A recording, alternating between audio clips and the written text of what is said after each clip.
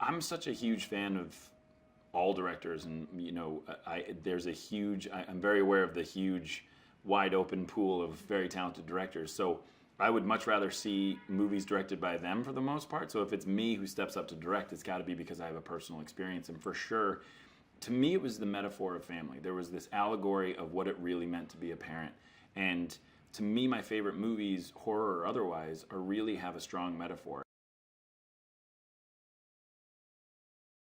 My job is to tell the story about this family. And if you care about this family, then you'll laugh with them, cry with them, and be scared with them. And I remember it was actually something I learned on The Office. Greg Daniels, who created The Office, I remember he said to me one day, he said, your job is not to deliver these lines funny. Your job is just to deliver the lines.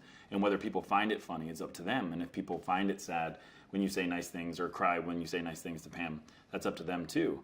And I've always taken, it sounds like such a simple thing, but I've really taken that for the rest of my career. So I thought, I'll just apply it to this. I'm not making a scary movie. I'm just going to make a movie about a family. And if their circumstances scare you, then I've done my job right. It was so much fun to write this movie. I think to me, the idea was so good that then it was just about how far can we take it? How deep can we go? And so the idea of how this family communicates goes from sign language to communicating with different colored lights, and then, you know, laying out sand paths so that they can walk more quietly and not step on sticks that would make noise, things like that. It was so much fun to just sort of go for it all the way and see how far we could take it. I always said it's kind of, it would be like releasing wolves into like a daycare center or something. It just, we didn't even have a chance with these things. And so the world unfortunately has gone to a dark place because not a lot of people are left. And so these people are living in a world where not a lot of people are left because of these creatures have come and just taken over very, very quickly. As I was pitching her ideas that I was writing in the script, she never read the script. She was just hearing these ideas, and then she started listing actresses that she thought would be really good for the part. And I actually even started reaching out to those actresses.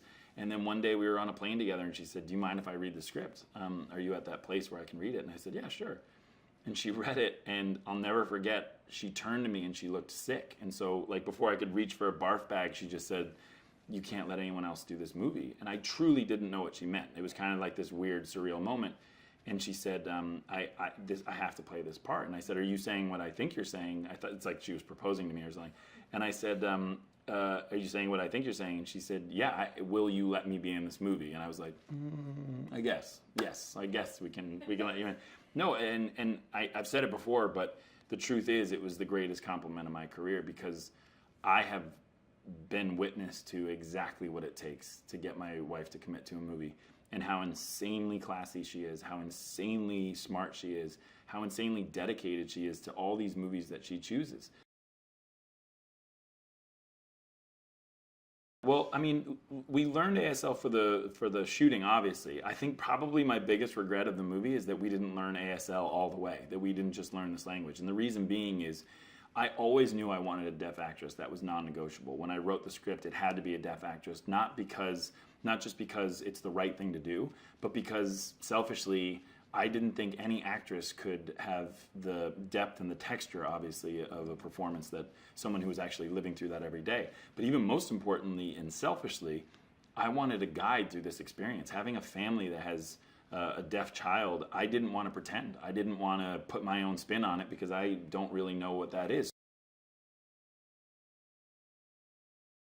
Finding Millie is one of the best things that ever happened to this movie, not just because she's a phenomenal actress, not just because she's the wisest, most special, angelic person you can meet, but because she was so giving, and she would say, very unintimidated, she would say, this is how this scene would be, and this is sort of how we'd communicate. Noah was in The Night Manager, and I thought he did such a great job. And in particular, there was this scene, this is how sadistic it is to cast kids for a horror movie. I was like, well, let's see how good he is at being kidnapped, which is, he gets kidnapped in The Night Manager. That just felt weird to even say. And I watched him, and he got kidnapped very well. He did kidnapped real well. And I remember thinking that takes a lot of guts, and it's really hard for a kid to actually access fear rather than portray fear.